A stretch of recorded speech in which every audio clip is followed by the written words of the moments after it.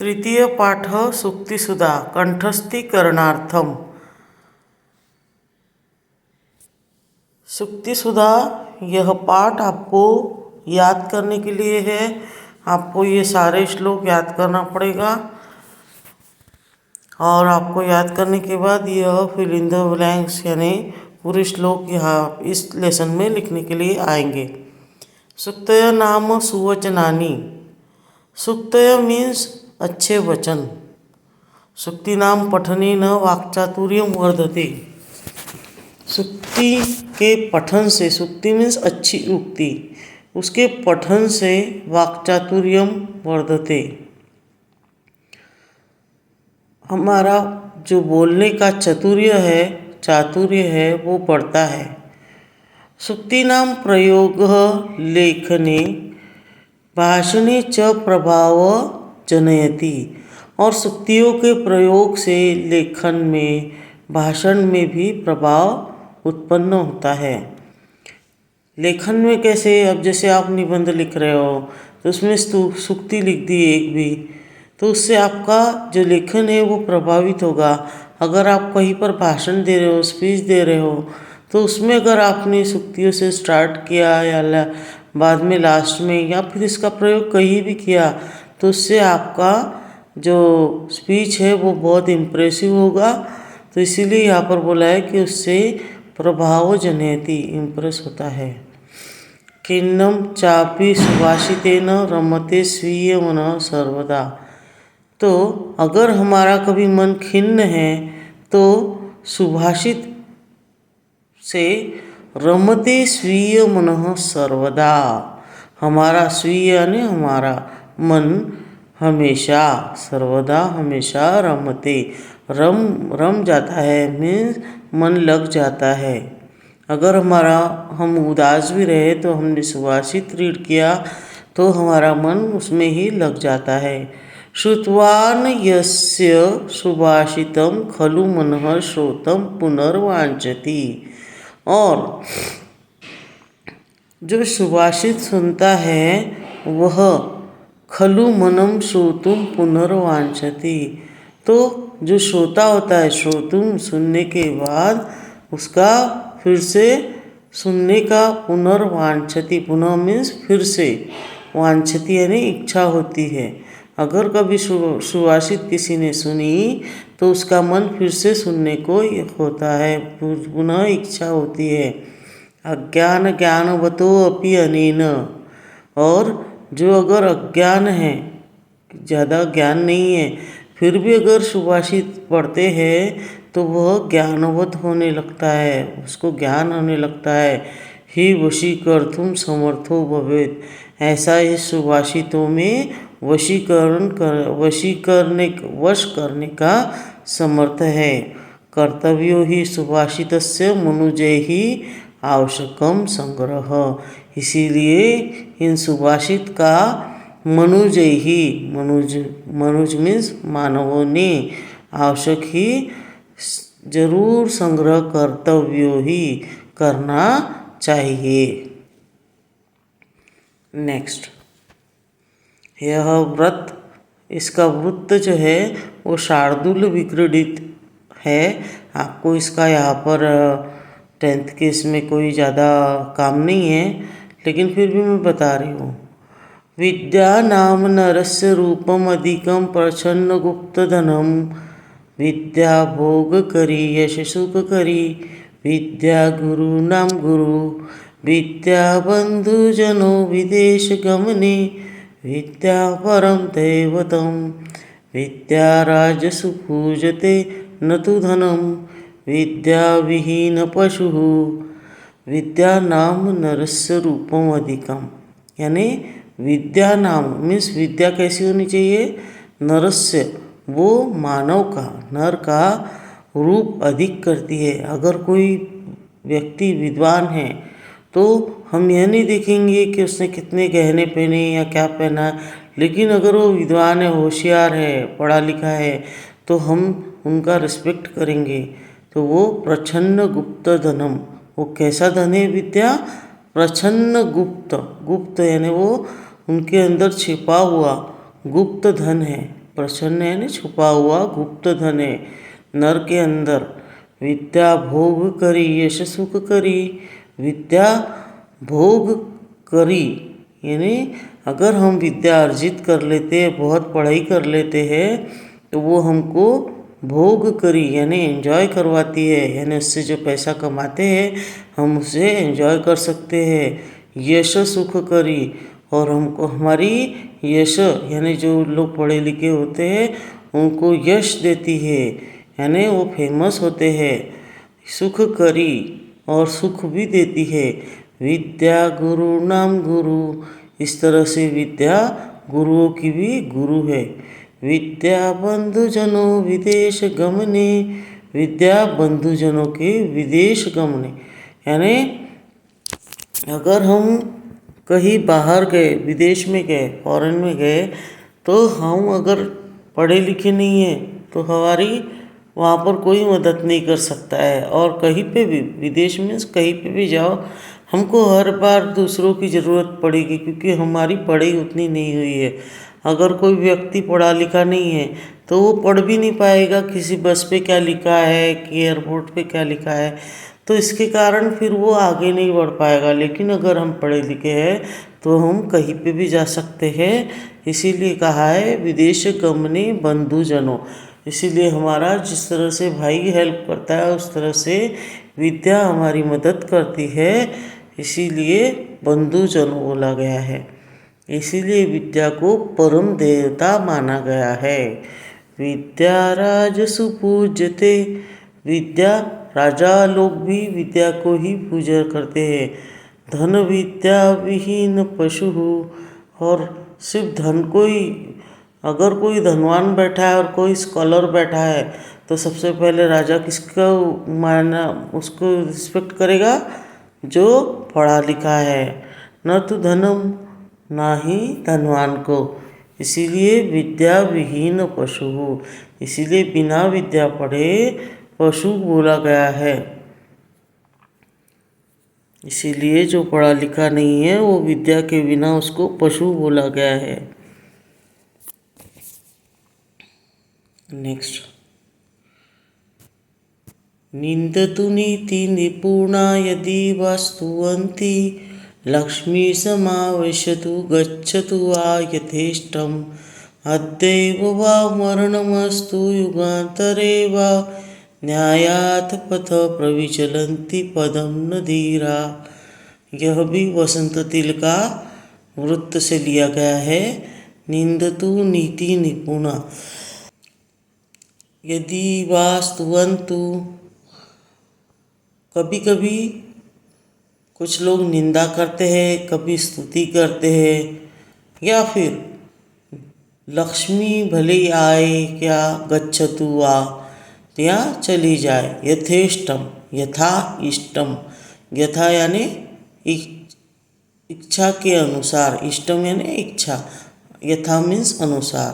तो यदि लक्ष्मी भी आए और जाए अपनी इच्छा के अनुसार, अद्यैव वा मरणम अस्तु युगांतरे वा, कि आज मरण हो यानी हमारी मृत्यु आज हो या बहुत दिनों बाद हो, युगांतरे वा, तो जो न्यायात पथ, जो सही मार्ग पे चलने वाले, न्याय के मार्ग पे चलने वाले, पथ मीन्स मार्ग, न्याय के मार्ग पर प्रविचलंती जो चलते हैं, पदम न धीराहा, पदम यानी मार्ग, तो वो धीर होते हैं, उनको कोई फर्क नहीं पड़ता है कि उनकी कोई स्तुति करो या फिर निंदा करो, भले ही उनके पास पैसा आओ या फिर चले जाओ, उनका आज मरण हो यानी आज उनकी मृत्यु आए या बहुत दिनों बाद आए, जो न्याय के पथ पे चलते हैं उनको किसी भी चीज़ की डरने की आवश्यकता नहीं होती है, वो बहुत धीर होते हैं।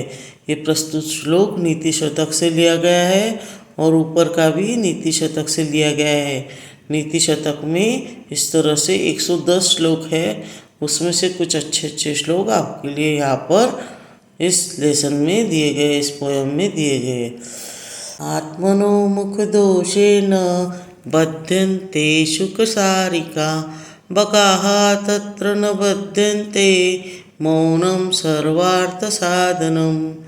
तो फिर आत्मनो मुख दोषेन, तो खुद के मुख के दोष के कारण, यानी मुख का दोष क्या है? शुक, शुक यानी तोता, और सारिका, सारिका यानी कोयल। तो उनका मुख का दोष क्या है कि कोयल बहुत मीठा बोलती है, और शुक जो कि बहुत अच्छे से किसी की भी बात बोली हुई रिपीट कर सकता है, बोल सकता है, वो भी बहुत मीठा बोलता है, लेकिन यही गुण उनको तकलीफ देता है। कैसे?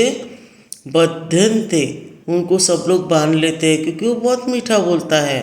शुक को भी और सारिका को भी, यानी कोयल को भी और तोते को भी। आत्मनो मुख दोषेन, उनके मुख के दोष के कारण, यानी उनकी आवाज़ के कारण। मुख दोष क्या है उनका? मीठी आवाज़। बकाहा तत्र न बध्यन्ते, बक, बक कौन है? जो डक होता है वो बोलता नहीं है, इसी के लिए उसको नहीं बांधते हैं। मौनम सर्वार्थ साधनम, इसीलिए चुप रहना ही सभी साधनों को प्राप्त करना है। इसीलिए मौन अगर हम रहे तो सर्वार्थ, सभी अर्थों को साध्य कर सकता है, सभी चीज़ों को प्राप्त कर सकते हैं मौन रह के।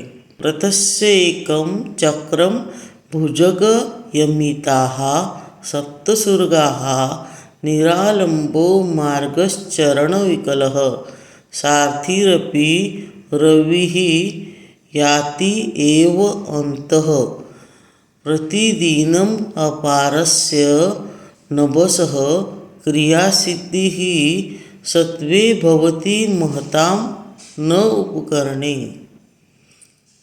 कि रथस्य एक चक्र, जो रवि होता है, सूर्य होता है, उसका ऐसा माना गया है कि रथ का एक ही चक्र है। भुजग यमिता सप्त तुर्गाः, तुर्गाः मीन्स हॉर्सेस, घोड़े। तो उनकी जो 7 जो घोड़े हैं उनकी भुजग यमिता, उनकी जो लगाम है वो रवि के हाथ में है। निरालंबो मार्ग चरण विकलः, कि वो जब आता है तो उसको कोई बेस नहीं है। जो रथ चलता है तो उसको कोई बेस है क्या? कोई रोड वगैरह क्या ऊपर नहीं, निरालंब है, वो किसी पर आलंबित नहीं है, किसी पर चल नहीं रहा है। मार्ग चरण विकलः, और इस तरह का जो मार्ग है वो विकल मार्ग पे सारथी रपि, और सारथी भी नहीं है। तो रवि यान्ति एव अन्तः, तो रवि यानी सूर्य आता भी है, रवि ही याति एव अन्तः आता है, और प्रतिदिनम अपारस्य नभ, फिर भी रोज जो गगन है, नभ आकाश से डेली रोज रवि सूर्य आता भी है, और उसके पास बहुत ज़्यादा साधन भी नहीं है। तो उसके पास चक्र में भी एक ही चक्र है, और उसके पास रोड भी नहीं है, सारथी भी नहीं है, फिर भी वो क्रिया सिद्धि सत्वे भवति महताम न उपकरणे। इसीलिए बोला गया है कि कोई भी कार्य करने के लिए, क्रिया सिद्ध करने के लिए सत्वे भवति महताम न उपकरणे, सत्व चाहिए, हमारा भाव चाहिए, बहुत सारे उपकरण नहीं चाहिए। महताम उपकरणे, ये भोज प्रबंधात ये बुक में से लिया गया है, इसका वृत्त शिखरणी है। नेक्स्ट, अल्पानामपि वस्तूनां सहति कार्य साधिका तृणैः गुणत्वमापन्ने आपन्नैः बध्यन्ते मत्तदन्तिनः। अल्पानामपि वस्तूनां सहति कार्यसाधिका तृणैः गुणत्वमापन्नैः बध्यन्ते मत्तदन्तिनः। अनुष्टुप छंद हितोपदेश। अल्प वस्तु होने के बाद भी, अल्पानाम वस्तुनाम, अल्प वस्तु होने के बाद भी सहति ही कार्य साधिका, हमारे कार्य साधक हो सकते हैं, कार्य संपूर्ण हो सकते हैं।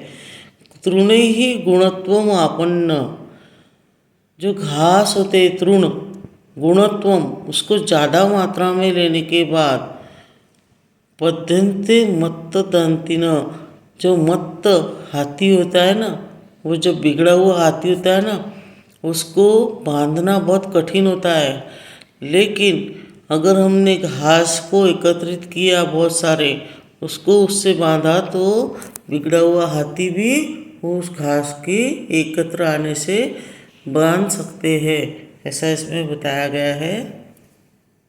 प्रथम वयसि पीतं तोयम अल्पम स्मरन्तः शिरसि निहित भारा नारिकेला नराणाम ददति जलम अनल्पम आस्वाद जीवितांत नहि कृतम उपकारम साधवो विस्मरन्ति। विक्रम चरितार्थ कि प्रथम वयसी पीतम, जो वय यानी हमारे आयु के प्रथम यानी बचपन, जब शुरू का जो आयुष्य होता है उसका यानी कौन, बचपन। जो बचपन में पीतम पानी, पीतम मीन्स पीना, तोयम मीन्स पानी, तो जो बचपन में पानी पिया है अल्पम स्मरन्तः, उसको वो भूलता नहीं है। स्मरन्तम यानी वो भूलता नहीं है पूरी तरह से। शिरसी निहित भारा, शिरसी यानी खुद के मस्तिष्क में, सर पे, निहित भारा अपना भार लेकर, नारिकेला नराणाम, वो नराणाम मीन्स मानवों के लिए, नारिकेल यानी जो नारियल होता है ना, वो बचपन में हम लोग झाड़ में पानी डालते हैं, तो वो जो पानी डालते हैं ना, तो वो उसका एहसान भूलता नहीं है। कौन, नारियल का झाड़। इसीलिए वो फिर जब नारियल आते हैं ना झाड़ पे, तो वो हमको फिर से पानी देता है। शिरसी निहित भारा, अपने सिर में भार लेके लोगों को फिर से पानी देता है। ददति जलम अनल्प स्वाद आजीवितात, वो क्या करता है, अपने आजीवितात यानी जब तक अंत होता है तब तक वो वहाँ पर बहुत ही अच्छा स्वादिष्ट पानी, जलम ददति पानी देता है। नहीं कृतम उपकारम साधवो विस्मरन्ति, इस तरह से कृतम उपकार, जो साधु जो होते हैं, अच्छे लोग जो होते हैं, वो कभी भी कृतम उपकार, किया गया उपकार न विस्मरन्ति, नहीं भूलते हैं। नेक्स्ट, घटम विन्द्यात् पटम छिन्द्यात् कुर्याद् रासभरोहणम येन केन प्रकारेण प्रसिद्ध पुरुषो भवेत्। वृत्त इसका अनुष्टुप है और यह हास्योक्ति है। हास्योक्ति मीन्स बहुत सारे प्रकार होते हैं, जिस तरह हम हिंदी में रिडल्स वगैरह बोलते हैं, पजल्स बोलते हैं, या कभी कभी हास्य युक्त कवि सम्मेलन में हम अच्छी अच्छी हास्य की कविताएं बोलते हैं। वैसी यह संस्कृत की कविता है कि मानव प्रसिद्ध होने के लिए क्या क्या कर सकता है, क्या क्या कर सकता है। घटम विन्द्यात्, घट भी फोड़ सकता है, घड़ा फोड़ सकता है। पटम छिन्द्यात्, कपड़े भी फाड़ सकता है। कुर्याद रासभरोहणम, और रासभ यानी गधा, गधा के ऊपर आरोहण कर सकता है, तो गधे पर भी बैठ सकता है। येन केन प्रकारेण, कि येन केन यानी किसी भी प्रकार से प्रसिद्ध पुरुषो भवेत्, किसी भी कारण से प्रसिद्ध हो सकता है मनुष्य। यानी अगर मानव को प्रसिद्ध होना है तो कुछ भी कर सकता है, घट फोड़ सकता है, अपने कपड़े फाड़ सकता है, या फिर गधे पे भी बैठ सकता है। इसका एक हम एग्जाम्पल लेंगे कि जैसे आजकल यूट्यूब, इंस्टाग्राम या फिर जो भी कुछ है, लोग ऐसी ऐसी हरकतें करते हैं जानबूझ के, जिससे वो प्रसिद्ध हो, उनके व्यूज़ ज़्यादा है, और इस तरह की एक्टिविटीज़ के कारण लोगों को लगता है अरे ये क्या कर रहा है, कुछ तो भी नॉर्मल से हटकर कर रहा है, तो लोग उसको देखते हैं। तो इस तरह से हम ये बहुत सी बार देखने में आता है। तो वह मानव प्रसिद्ध होने के लिए कुछ भी करता है, अलग अलग एक्टिविटी करके। Okay, thank you.